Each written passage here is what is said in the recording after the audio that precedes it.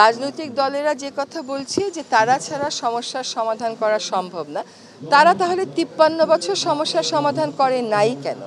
নির্বাচন কত দূর এটা আমাদের সময়ের কথা যদি জিজ্ঞেস করেন, আমাদের মাননীয় প্রধান উপদেষ্টা নিজেই আপনাদেরকে জানাবেন।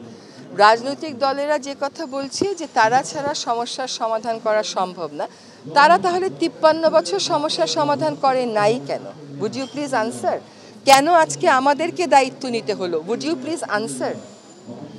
তাদেরকে ছাড়া সমস্যার সমাধান হবে না, এইটা সঠিক কথা। এটাই তো হওয়ার উচিত যে নির্বাচিত জনপ্রতিনিধিরা সমস্যার সমাধান করবেন।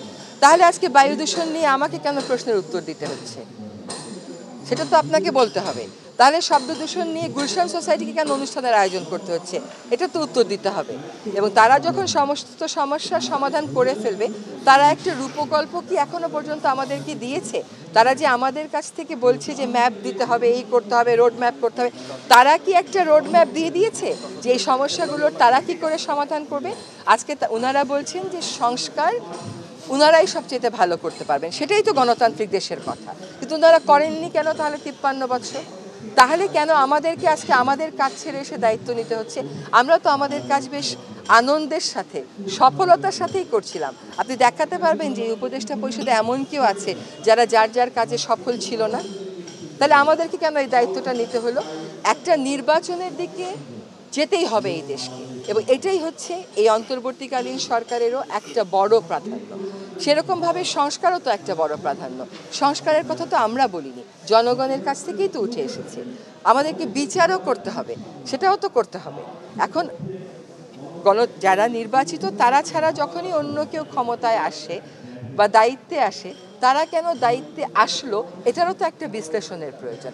কেন তাহলে যারা আজকে নির্বাচন চাচ্ছেন তারা বলছেন যে তত্ত্বাবধায়ক সরকার ব্যবস্থা ফিরিয়ে আনতে হবে? তারা যদি সত্যিকার অর্থে গ্রহণযোগ্য নির্বাচন করতে পারেন, তাহলে তারা তো তত্ত্বাবধায়ক সরকারের দাবিটা তুলতেন না। তাহলে কেন তারা বলতেছেন তত্ত্বাবধায়ক সরকারের সংশোধনীটা বাতিল করে দেওয়াটা ভুল ছিল? কেন তাহলে গণতান্ত্রিকভাবে নির্বাচিত সরকারগুলো একটা গ্রহণযোগ্য নির্বাচন করতে পারে না? এগুলোকে তো আপনার বিশ্লেষণ করতে হবে। শুধুমাত্র একটা রাজনৈতিক অবস্থান থেকে দাঁড়িয়ে বায়ু দূষণের নাম করে প্রশ্ন করতে গিয়ে আপনি নির্বাচনের প্রশ্ন করেন, সেটা কিন্তু আমিও বুঝি। হ্যাঁ, কিন্তু ব্যাপারটা হচ্ছে যে দেশটা তো সবচাইতে আগে।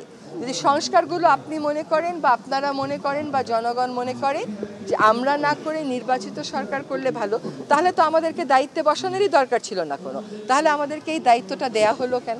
এই বিশ্লেষণটা একটু